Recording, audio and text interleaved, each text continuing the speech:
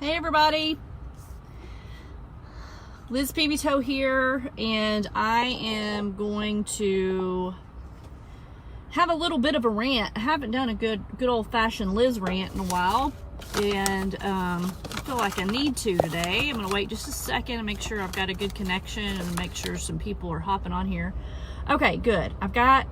Hey, I don't know who's here. It's not showing me that anybody's here, but I just saw somebody give a thumbs up. So can somebody please comment down below that you can hear me, if you can hear me. If you're watching the replay here or on YouTube, I would love for you to say hi to me. Whether you're watching the replay or you're watching live, I would love for you to comment down below with where you're watching from. It is freaking cold here in Texas. We are not made for this. We are not made for this. It's going to be like 9 degrees, I think on Monday or Tuesday. Right now it is 35 degrees, feels like 20 something. What is that? This is off topic, but what is that, the new thing they do? They say, oh, it's 51 degrees, but it feels like 31. Dude, if it feels like 31, it's 31. Okay, anyway, that was just extra. That was extra. So let's talk about a pet peeve. Look at my notes. It's on like a receipt. So I always make notes when I go live just so I can stay on topic, because I tend to go off on rabbit trails. So anyway, something has happened to me twice within 24 hours, and I want to talk about it because if you're in network marketing, MLM, multi-level marketing, whatever, I want you to raise your hand in the comments down below. Just put a little hand signal if you'd like more sales. I'm going to give you a huge tip on how to get more sales, on how I've been able to grow network marketing teams very quickly, and I've duplicated it several times. Okay, but first I'm going to tell you what not to do. Hey Lisa, I bet it's colder in Pennsylvania than it is here, but I'm still whining about it. Okay, I have my little sweater that's got turtleneck on it. I'm ready. Okay, so what I want you to stop doing, and what has happened to me, like I said, twice in the last 24 hours, is people reaching out to me via PM. And I'm going to use both of these examples that have happened to me because I am just getting started again in the cryptocurrency space. I've done it before, but I'm like getting back into it now. Really excited. And I've had 2 people, like I said, that reached out to me. And what they did, their tactic on trying to recruit me to their company was to cut down or criticize the platform that I'm using right now. Let me give you a tip. Don't do that. That's crappy. It's not the way you get people to trust you. And here's the thing, guys. People do business with people that they know, they like, and they trust, okay? So if you start off your sales pitch by telling someone that they're with a bad company, you're cutting them down. What you're saying to them is, you made a bad decision. I'm going to show you what a good decision is. So that's not at all the way to speak to someone and to make them trust you. Let me clue you in. If you approach me in that manner, I will never do business with you. Period. End of subject. It's crappy business. I don't want to align with someone who uses that type of a practice to build their business. That's icky. It's gross. It's disgusting. I'm not going to do business with you, okay? So there's my pick. Do not approach people by criticizing what they are doing right now, okay? Instead, I want you to become a problem. Oh gosh, the people who, yes, instantly spam you. Become a problem solver. So again, I had someone else message me today who read my post about Lyme disease and offered me a solution. And she said, you know, I saw your post about Lyme, and I've got this system that blah, blah, blah, blah.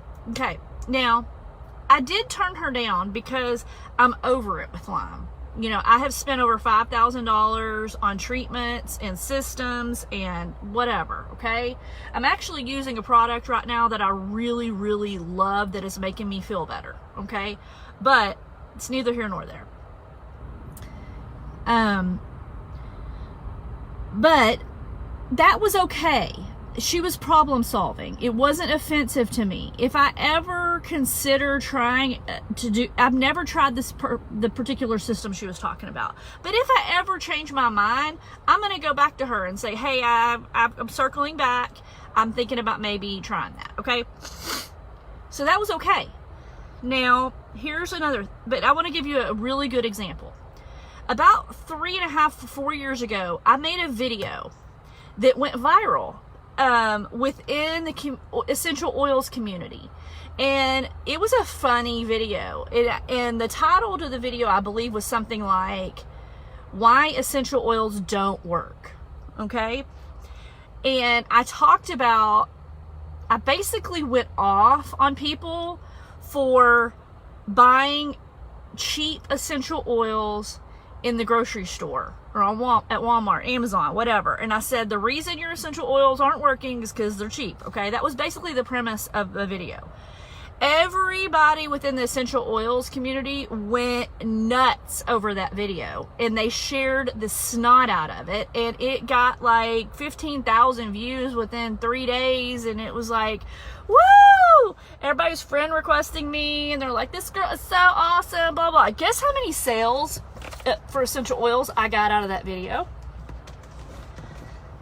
I want you to guess how many sales I got out of that video. A big fat 0. You know, I made a lot of friends within the essential oil community, within the company that I was in, but cutting people down, criticizing people for where they were, didn't work to develop relationships with me, didn't help me sell a thing, because it made them feel bad. They were trying, maybe they didn't know, maybe they couldn't afford a $17 bottle of lavender versus a $6 bottle of lavender at the store. That was just, it was a crappy technique. But let me tell you what did sell lots of essential oils for me and my team is whenever I had classes that solved problems. When I had a class on gut health, or when I did a class on supporting healthy mood, or when I had a class on supporting your immune system during cold and flu season, or when I had a class on,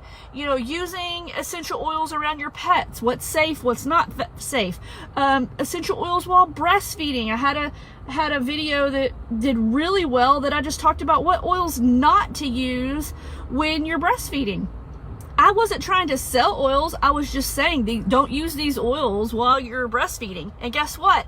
A ton of breastfeeding moms started following me because they trusted me, because I wasn't trying to sell them anything. I was solving a problem. I was helping them out. Okay.